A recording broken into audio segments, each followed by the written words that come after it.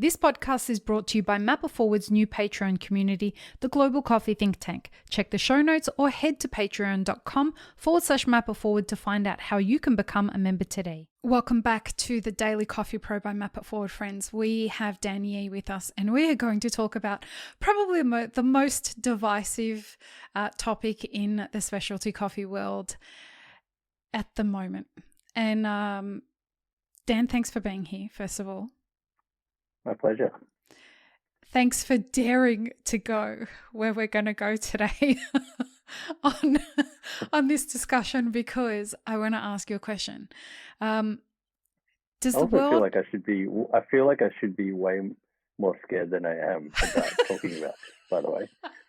I feel like maybe I haven't thought about it enough. But yeah, let's go. Does the world... I'm going to get so much hate over this, maybe. But I also think that maybe there's other people that are out there that are thinking this same question, because I wasn't the person who came up with this question. Somebody actually asked me this question, and they were a person who, previous to the pandemic, was obsessed with Barista Comp. And the question was, do we really need another World Barista Champion?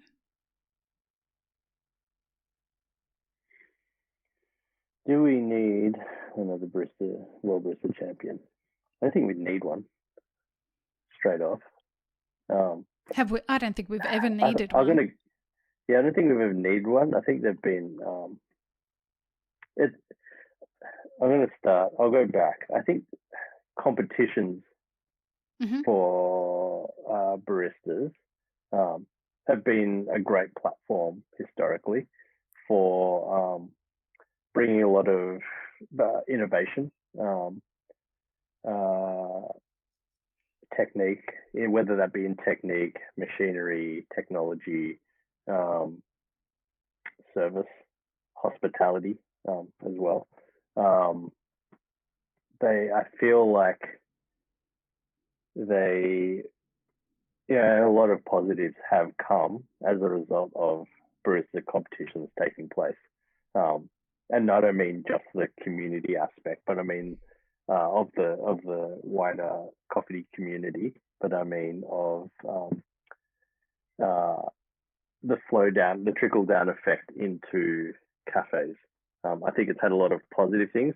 I also feel like it's had a lot of negative things as a result, which weren't intentional, but just what happened. And I mean, when I first started getting into coffee competitions, I mean, you tell anyone back then that there's barista competition scene, and not just a barista competition scene, but a world barista competition scene, and they're like, what? Like, someone who's not in coffee, you tell them that, and you're like, dude, what? I remember. That's like having a knitting competition. Yeah, you know what I mean. I remember the days I was working at campus, and I had it was actually soon after campus, and I had said to Alex Kum, I said, how come you've never competed? And he looked at me like he was going to shoot daggers through me and said, real baristas, God bless you, Alex, if you do listen to this, but he said to me, real baristas, and he pointed his finger and he said, real baristas bring it at the bar, they don't bring it at competition. That was... And sort of in line, like, I totally see what he means.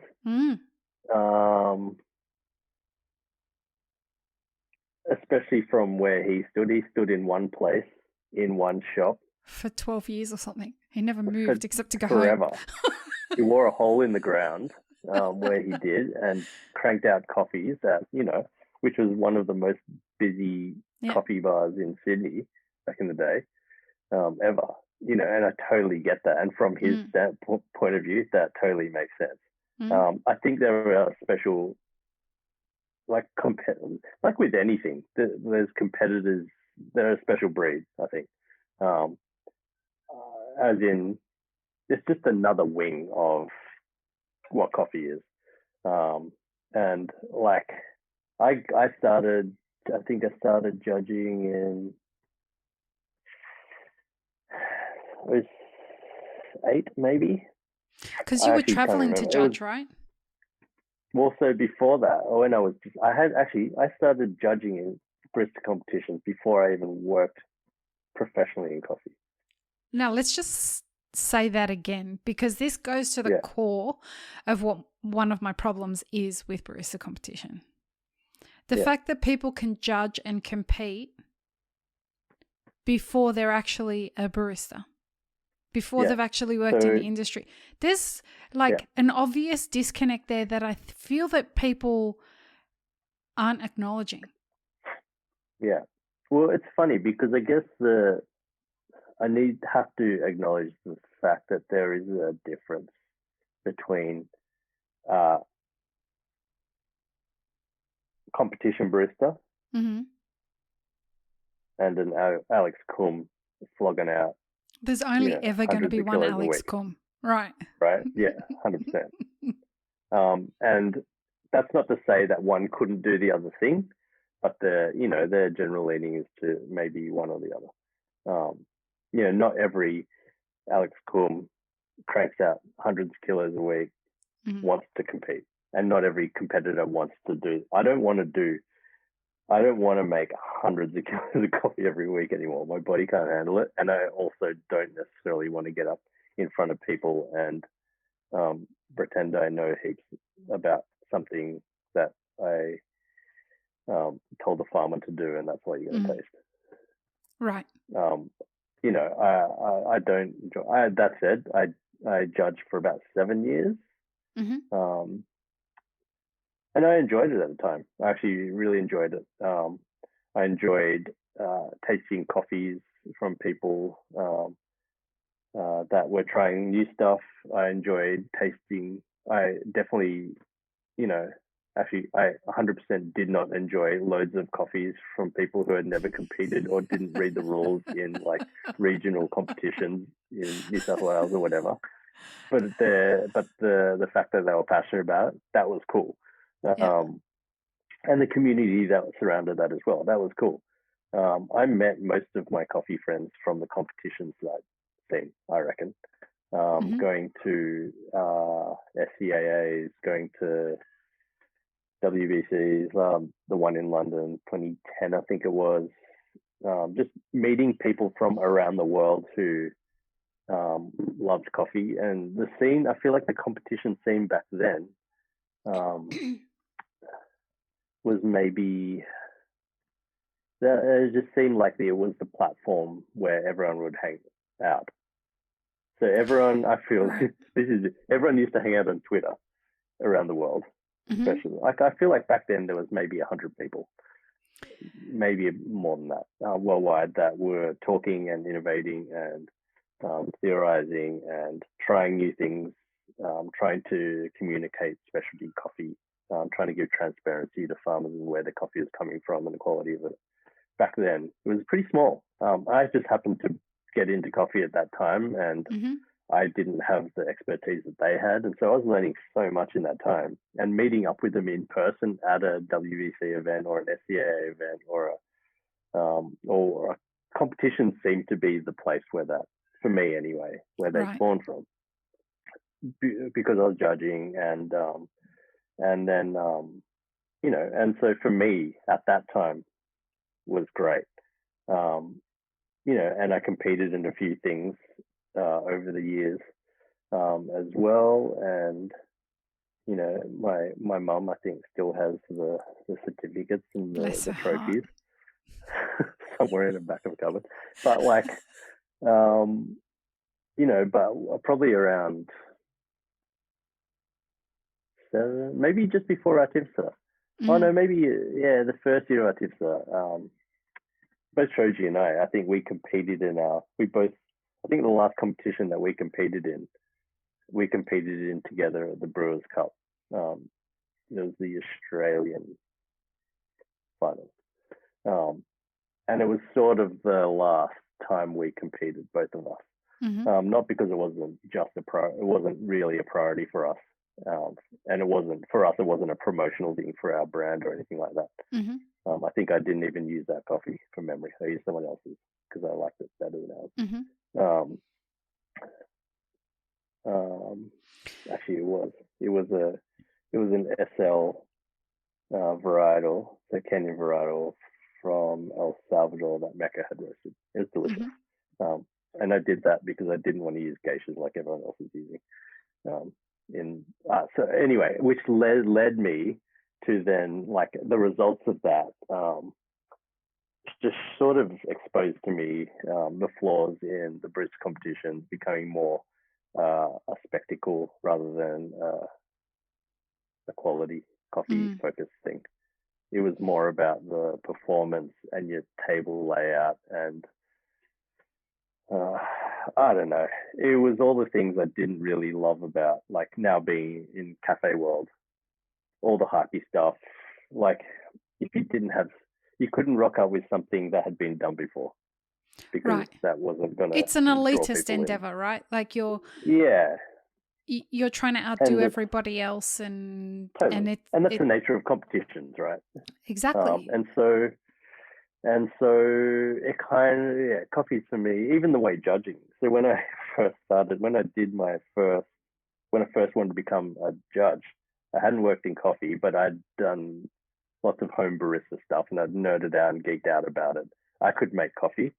I knew how to manipulate the flavors.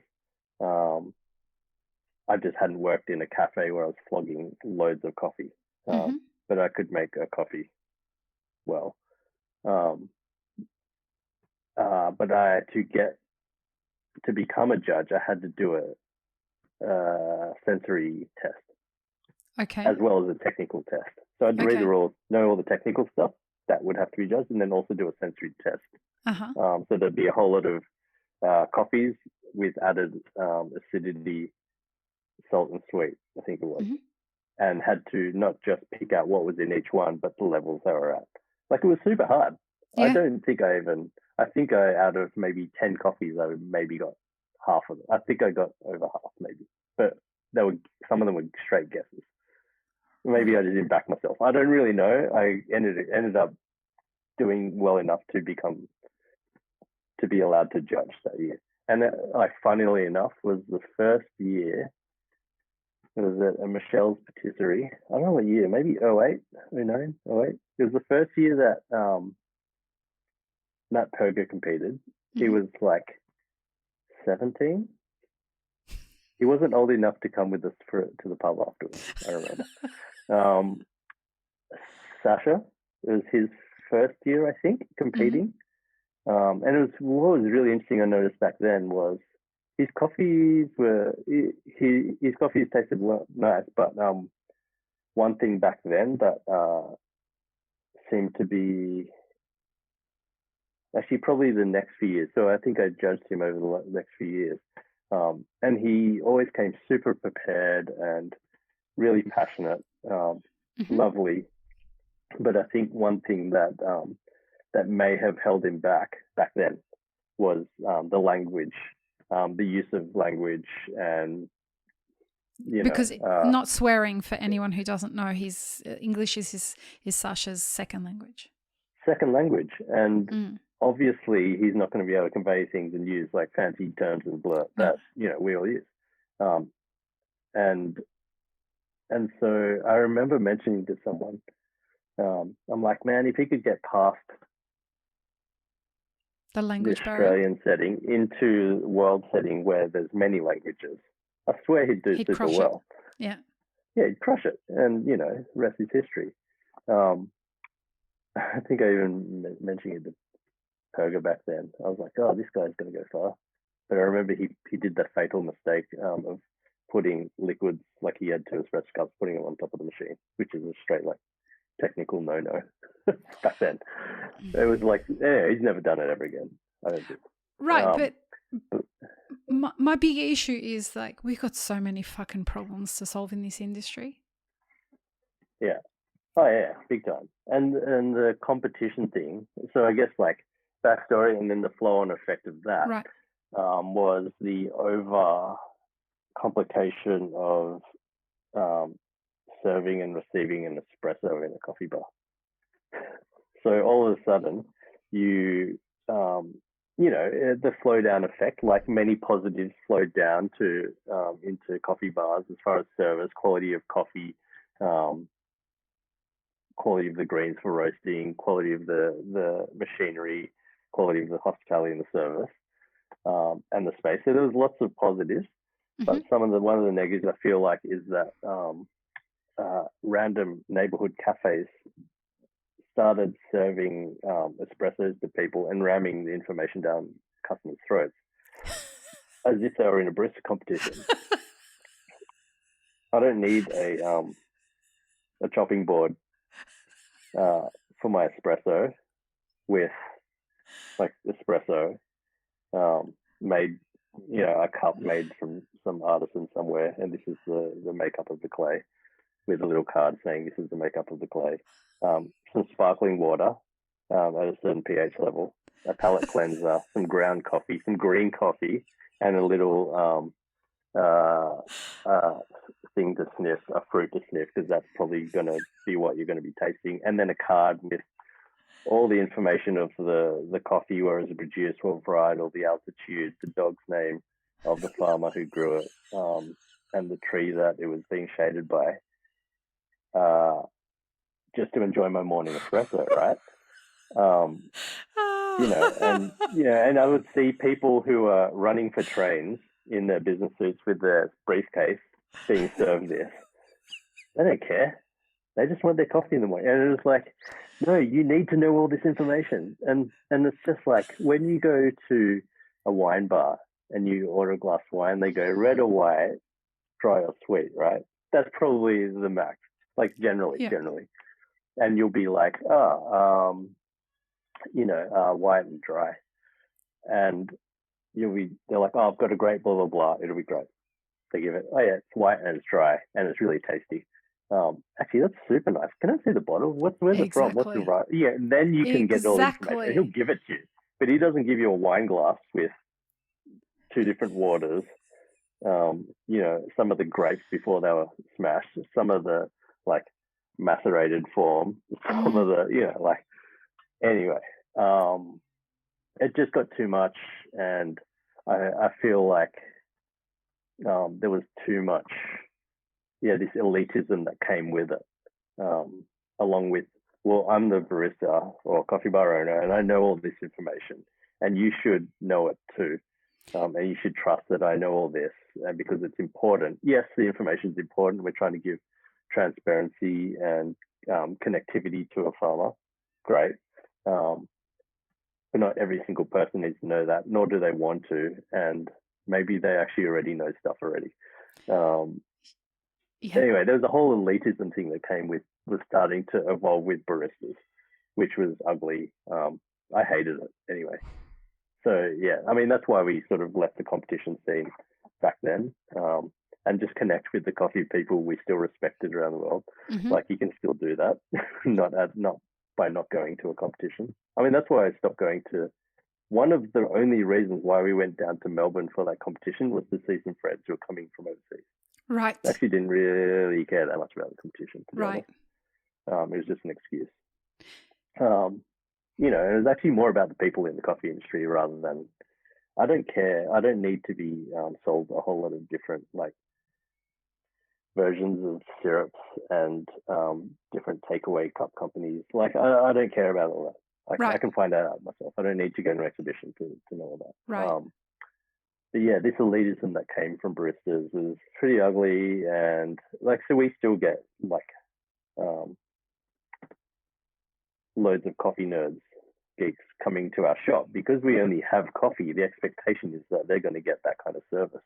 And when they're all presented with, can I, they'll order an espresso. And when our question is, do you want something more fruit-driven, higher acidity, or down the other end, a bit more body, cocoa nutty, or something in between? And not here's a list of the 8 coffees we have to you. You choose one. Right. It's more about what do you feel like drinking right now? Right. And the only thing that we present them is an espresso, like a cup of sauce and a spoon. That's it, and water, and that's it. We don't have all that stuff, fluff, and just simplifying stuff again. And we have all that info, and we'll totally speak to anyone who wants all that info. But you're not going to shove it down somebody's throat. not shoving it down someone's throat. I'm not going to make them feel stupid for not knowing it all either. Right. Yeah, a lot of what we wanted to get back to was hospitality, not just service, but hospitality. And so, and part of that is when someone walks into our door, I'm doing 100 calculations on just how to say good morning hi to them. Yeah. Good morning. Good morning, sir. Good morning, ma'am. Which is not something that happens, like that is going to determine the whole direction that interaction goes with the customer, how successful it's going to be and how successful it potentially may not be.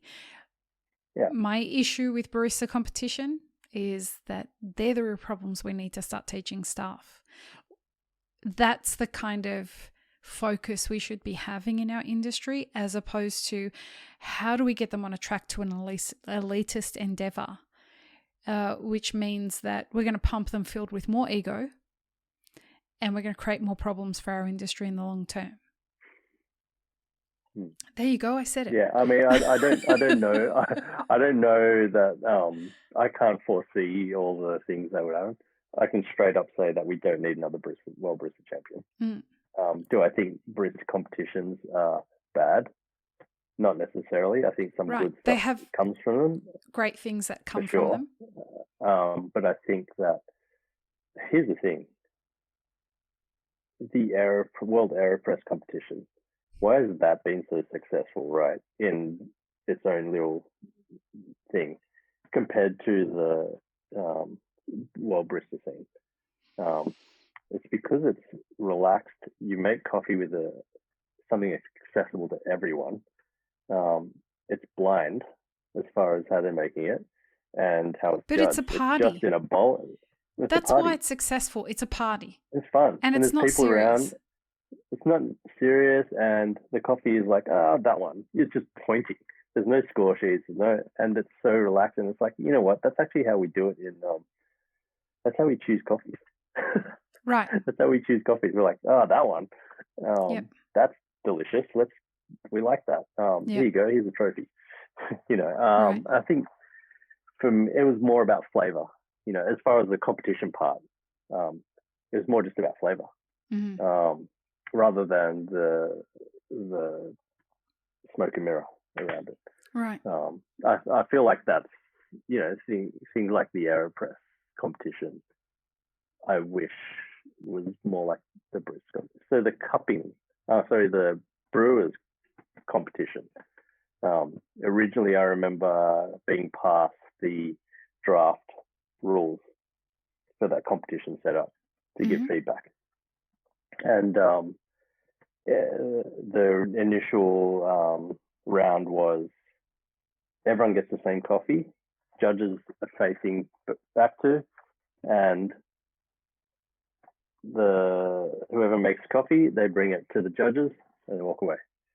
There's no presentation. There's no telling what the coffee is, where it's from. They know what the coffee is. It is actually a brewing competition. I could get behind that. The final round. Yeah, totally. But it's not fun for people. It's not a spectacle, right? It's not a spectacle. There's no ego. There's no. Yeah. It's just about the coffee. And then the final round was this open round where you could bring your own coffee and do a presentation. I'm like, we don't need that. My feedback is we don't need that part. It should, because then it turns it into what it is now, a roasting competition. And who has access to the most, hyped up, crazy processed, experimental, blah, blah, blah. Like, it's not about the coffee anymore. It's about who has access and who has the hookups to get, like, crazy coffees that are going to blow people's minds and blah, blah, which, there's barriers all of a sudden. Right. And it completely shifts in direction of what we're focusing on. Which is way more fun, by the way. Right. And people watching. For people watching, and I guess clearly I'm the fun police, and which I'm not. People like to think I am, but I'm not. It's just that I think that this pandemic has really shown us that we have been ignoring some really important issues in our industry. And I get really nervous at what the next few years could hold. You know, we're on the doorstep of, like we said in an early episode, we're on the doorstep of a potential war, and we are near on almost certainly going to have a really harsh economic situation this year of some sorts. Either a stock market's all of the stock markets are going to crash, or we're going to have some sort of economic clusterfuck.